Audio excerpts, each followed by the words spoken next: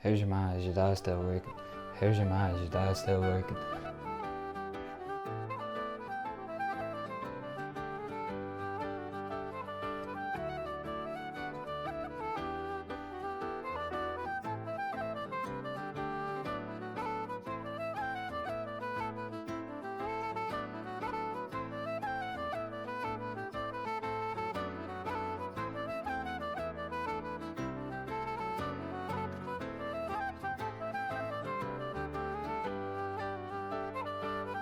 Fuck me.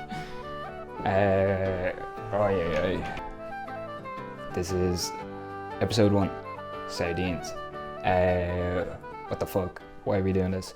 Let me explain. What is Fulacht? Fulacht is named after the Fulacht Fiat. It is Irish for barbecuing, and it is a project with many strands. It's a bit of a Mickey Mucky dinner where there's a lot going on. It's very academic, very wordsy.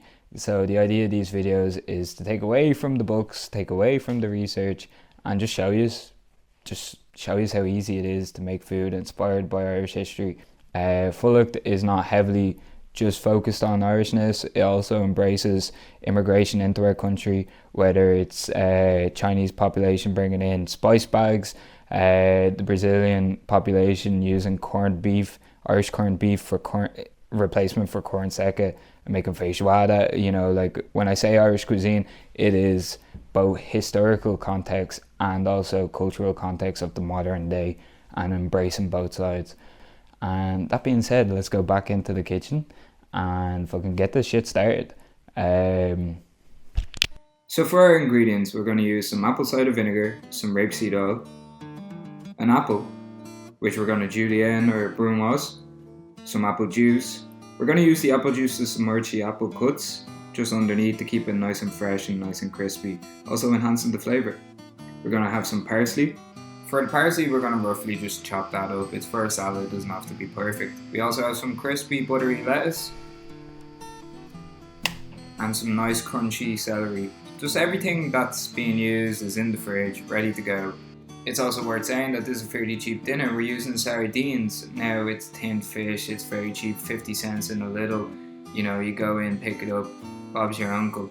And to top it all off, we have applewood smoked rashers. Lovely. So to start things off, we're going to start with the apple. We're going to cut it up, put it into a lunchbox, and then submerge it in apple juice. I'm using apple juice rather than lemon juice because it helps bring out those flavours, help give it an extra kick of appleness. To start it off, we're going to watch our fingers, we're going to slice down the side, and yeah, we're just going to take our time with it, cut it down the middle, and just begin to brunoise it. So a brunoise is where we slice it thin, then we cut it into matchsticks, and then we cut little squares out of that.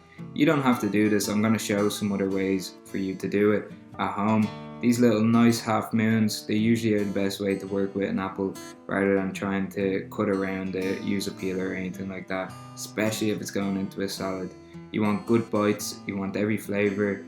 When I was first learning to be a chef, one of the key things that was always made clear to me is that a dish should be a story, that everything should be unfolding as you get towards the end of it.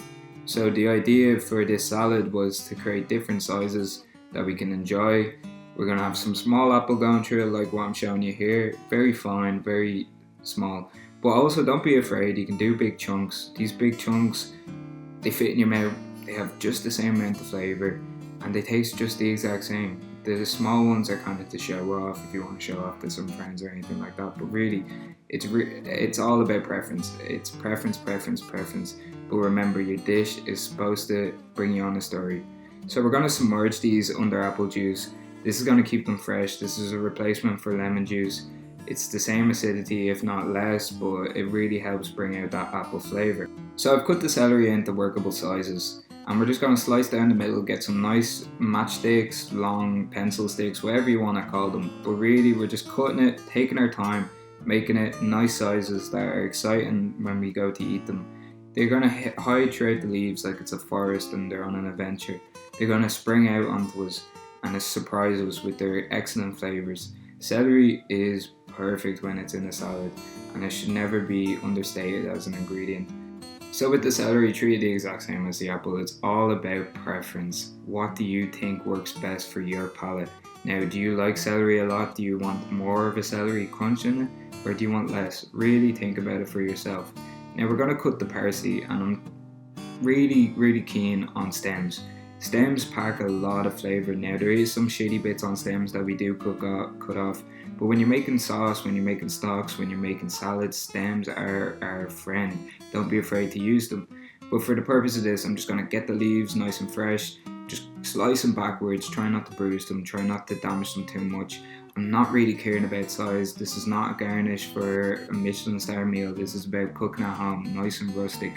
It's about each bite being exciting. Different sizes are good. Don't mind what people are telling you about uniformity. It's about rustic cooking like you were your grandmother. You know, French grandmothers, Italian grandmothers, Irish grandmothers, they all have the same fuck you attitude. I'm gonna cook it the way that I want to cook it, but also the way that I learned. You gotta respect some traditions. I never really enjoyed salad, if I'm gonna be honest. It was only when I was working in a restaurant where I was on the starter section and I had to eat salad, where I was like, fuck, okay, I'm just gonna eat this. And then all of a sudden I realised the excitement that can exist outside of the traditional Caesar salad. And this is kind of like an homage, you could say, to this. The way the leaves are presented, again, they're very rustic, but it's an homage to this previous restaurant that I worked in. And I'm just going along and cutting them into bite-sized pieces. So part of the filling to go with the sardines is the applewood smoked rashers. So we're gonna fry them, cut them up, and mix them in with the sardines. Then we're gonna make our salad dressing, make it all together. So that's coming up to temperature. I can feel it there. Yeah. So there we go, keeping it down. You want to get a nice brown across the whole rasher.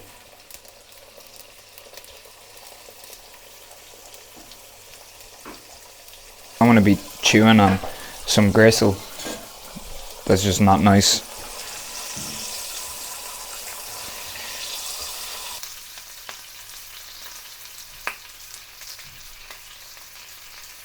Bah, wait a minute. Where's me jumper? Where's me jumper? Where's me jumper? Oh, we're nearly done. Bon appetit. Right, that's smoking like crazy. Last time I did this, I fucking nearly set the fire alarm off, so we learn from our mistakes. Country roads to the place I belong, West Virginia. As Gordon Ramsay says, "You're a fucking cunt." And as he also says, a clean chef cleans up after himself, which I never do. Take me home, home, home, home. I've got my recipe book here. Get a bowl. Oh, it's such a effort. Country roads, 1 tablespoon, 3.5. Very nice, very nice, very nice. Here, acting the fucking maggot, I am. I should have just.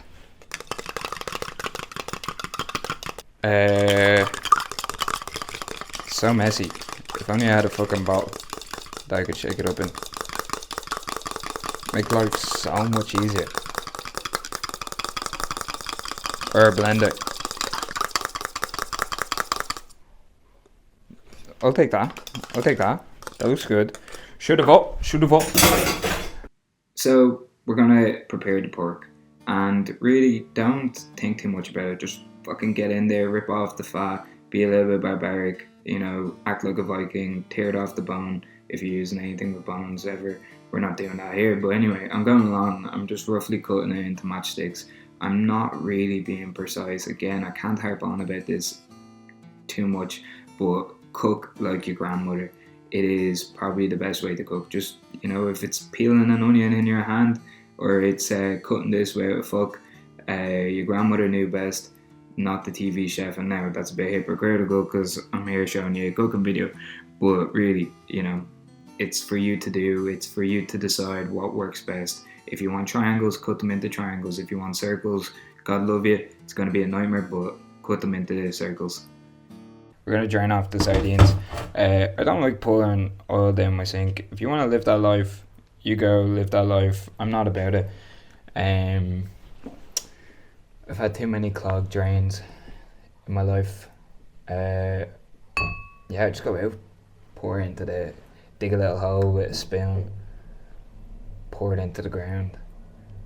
Yeah, just fucking dig a hole, lift up a floorboard, pour it in there, wherever you want. Not down your drain though. Fucking thing gets hard, blocks it. Yeah, alright, I'm happy with that.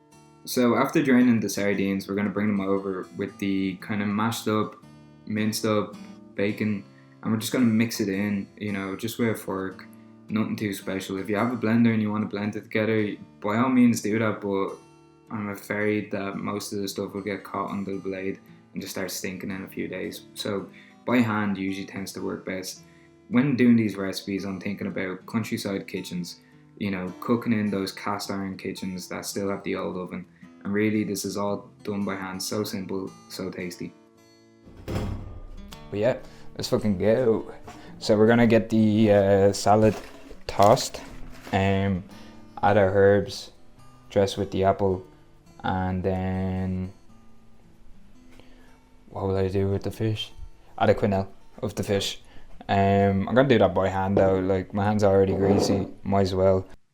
So with the salad here at the start, I'm going to be dead honest. I said put a drizzle, and the whole thing comes out, and I was like, oh, for Jesus' sake.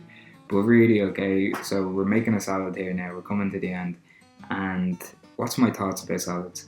Well, really, salads shouldn't be a dull dish. It shouldn't be something that is like a chore to eat, or counting your carbs meal. A salad should be exciting. It should be that kind of midway piece between a starters or a main, or to top off a dish at the end. It's really exciting. Not every salad should be dull. I think dull salads really give the whole community of leaf lovers a bad name, and you can get so exciting with them, you can get so courageous with them. Think about what pairs best with each other. Porks and apple, sardines and apple. What goes well? Can I add these 3 ingredients and have the base as leaves? Really think about what's in your pantry and what works best. So I've rolled up the leaves into kind of a canal, a basin, half semicircle, half moon shape, just to kind of follow the rim of the plate. And I'm going in with my quenelles of the sardine and pork mixture. The way I made these was just rolling them in my hands into egg-like shapes. You can use a spoon if you want to, but when you make with hands, or when you make with touch, there's a sense of flavour that you can only get from that person that touches it, whether it's your nanny, your mother, and so on. So I'm going in with little moon cuts of apples just to make it look nice. I have the small bits of apple in there already to make it exciting, make each taste different. But the little moon cuts just kind of bring out a little bit more colour, create a nice effect to it, a nice look to the dish. But yeah, that's it. That is the end of the dish. We're just clean it up, garnish it with a bit of salt. Can't go wrong with that. And yeah, bon appetit.